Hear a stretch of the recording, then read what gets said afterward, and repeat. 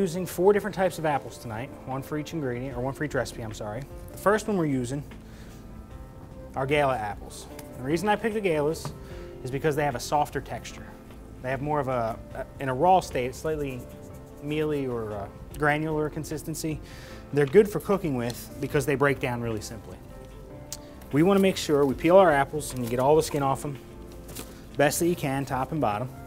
I'm not moving. And I did peel most of these and got them chopped already so that you didn't have to watch everything, but I wanted you to be able to see the actual apple itself, right? So you know what you were looking for.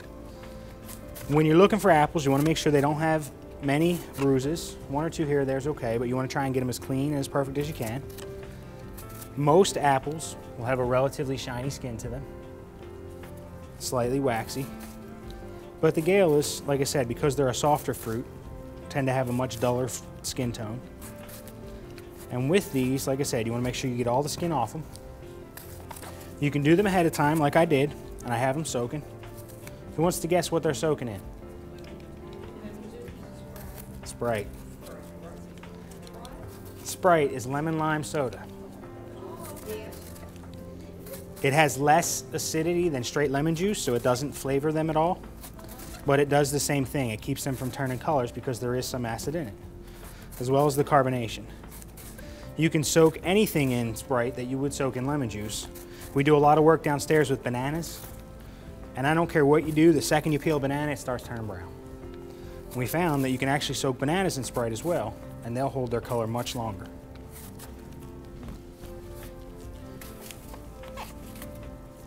With these, I find it's easier just to peel the top and the bottom and then go up and down on them. And then we're going to use a core to dice them and slice them. It'll slice them all down into individual sizes, and then we can chop them up. Yes, ma'am. Works just as well. We have another kind of peeler, one that goes left to right. I can't for the life of me figure it out. I've always used those or knives, because that's what I'm accustomed to. And the new ones that go left to right, I try and do it, and I end up going like this, and the apple rolls across the floor, and the peeler hits me in the mouth. And this is just much easier. Everybody seen a core? If not, they're downstairs in the aisle. They're like $3. They work wonderfully for doing most things. Right over the center of your apple, push straight down, and pick them back up, and it all falls out. Now, you're going to get a little bit around the edges every once in a while because cores don't naturally run straight through the center. So always check them and make sure anything that's still there, shell, seeds, you pick off. But by doing this, it does save you a lot of time in having to chop them all. Now this last one I'm actually going to chop so I can show you. If you have to chop them, if you don't have a core, the easiest and the safest way to do it, if you can see me from overhead, is start to cut it down the sides of the core. Don't cut it in half because then you actually have to physically cut every piece off the core.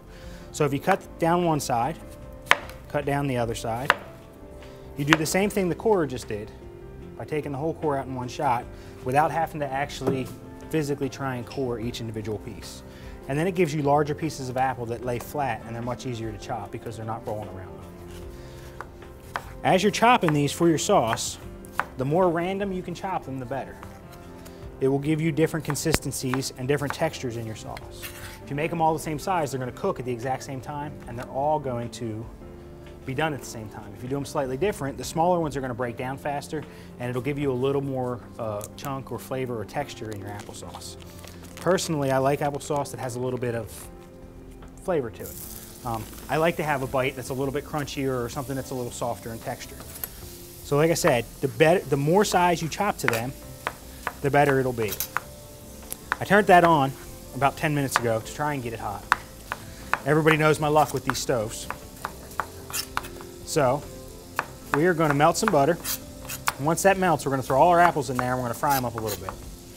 And the reason we fry them is just so that it starts to soften them. When you add the heat to them, it pulls a little bit of moisture out of them, breaks them down a little bit. And again, with these being Gala apples, they tend to be a softer apple anyway. And the faster we can get them broken down, the faster we can have applesauce.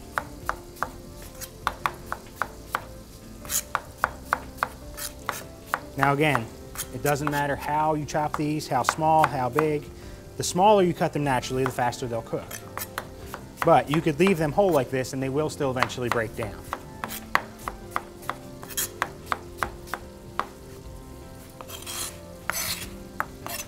Okay. That's almost ready. I'm going to take the ones out and put them in first. And then we'll strain the rest out of the Sprite and we'll add them to it.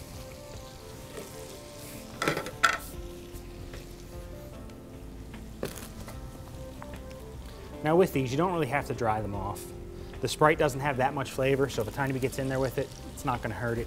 It's just a light citrus flavor, and it's just a tiny bit of water, which will cook off.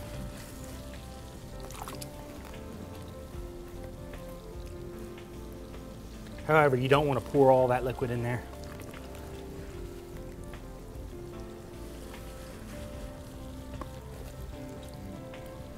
Is anybody here familiar with Gala apples?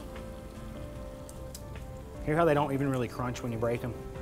They're kind of that softer consistency and texture. Whereas like a Red Delicious or a Granny Smith is more of a bite to it.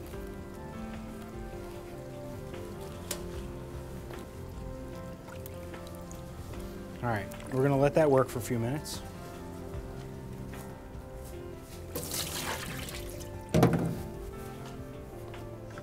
We're gonna use this again in a minute. While that's in there, we can get the rest of our stuff ready.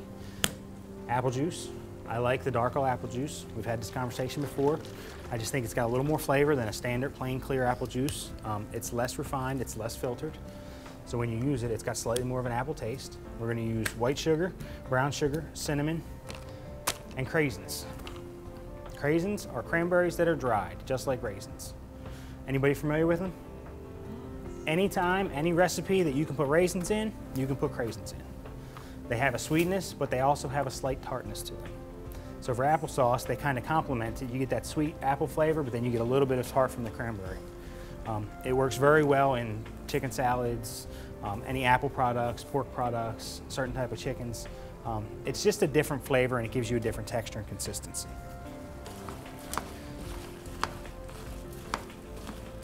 These are all starting to get coated. And I can start to smell that apple flavor and a little bit of that butter flavor.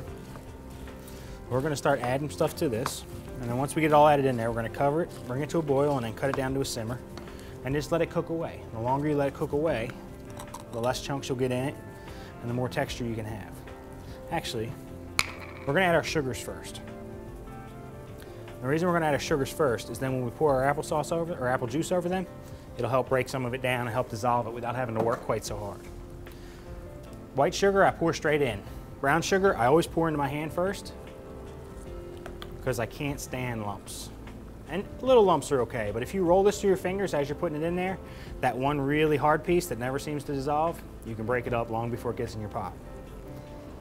Like that one right there.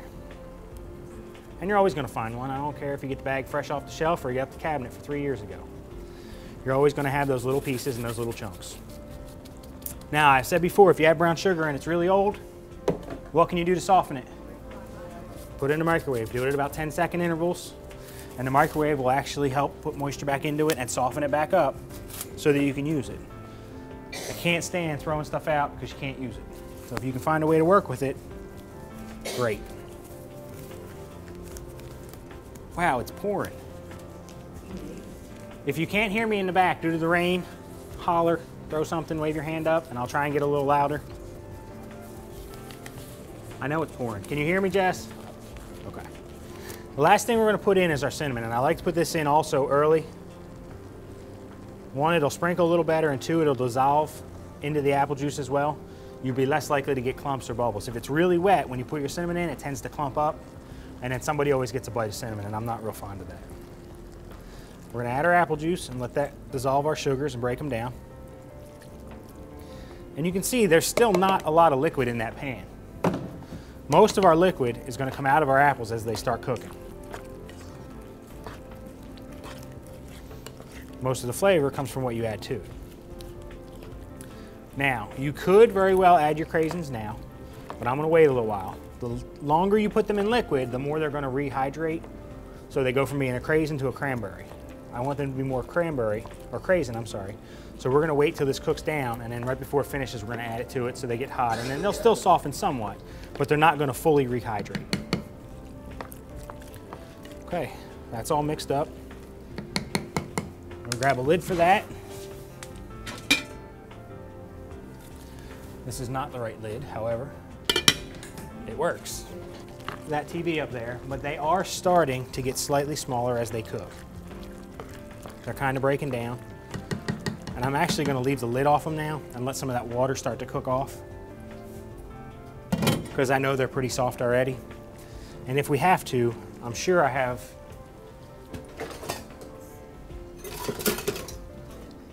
a potato masher, which I'm sure everybody in here has some form of. We are gonna help this along a tiny bit.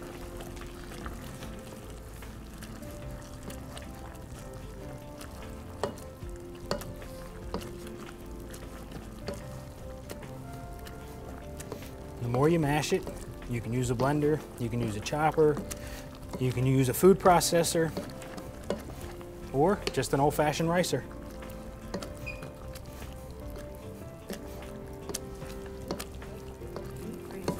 You can freeze it. 90% of what you cook, well, probably 95% of what you cook, you can freeze. It may lose a tiny bit in freezing, but it is always capable of being reworked. I would recommend putting in a small plastic container and doing it in small quantities. Something like a 4 or 6 ounce container, roughly the yogurt container size. And I think you'll have better luck than if you try and do it in a large batch. It depends on how comfortable and familiar and practice you have canning. I'm guessing not much. I enjoy canning. I think it's fun. I think it's neat to show my kids because it's a dying art. But I do freeze a lot of stuff just because it's time efficient. It's much quicker. You don't have to worry about it sealing and it working and getting people sick. You just throw it in a bag, put it in the freezer, and you're done. Okay, you can see how quickly, just by mashing that down a little bit, that's gotten much more of an applesauce consistency. So we'll let that keep simmering. And I think that is just about done. Now, I want everyone to try this. However, it's too hot at the moment. So I have a pan in the freezer that I've had in there for about 2 hours. I'm gonna throw it on here, cut my last apple and let that cool down. It's not gonna cool to refrigerator temperature by any means. However, it'll cool down enough to where it's manageable. We can set it back in there for a minute.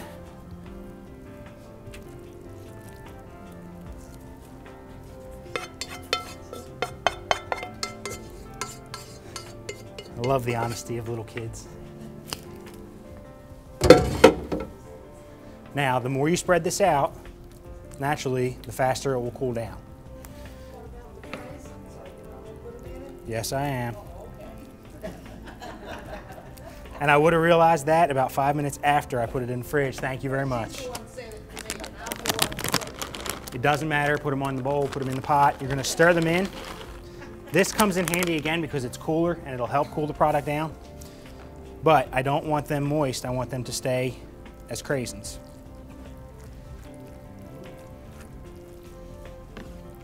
And I don't know if you can see on camera, it may be too small to tell, but some of this is really fine and then some of this is still chunky. To me, that's a good thing because, like I said, I like the texture consistency and the difference. If you eat a bowl of mush, you might as well eat a bowl of mush. This gives you the opportunity to have more than one consistency, more than one text. Even in mashed potatoes, I like really creamy mashed potatoes with chunks in them. So I'll get instant mashed potatoes and a can of white potatoes and mix them together. Doesn't matter. You can eat it hot or cold. We're gonna have it warm today because that freezer is gonna cool it down a little bit for us.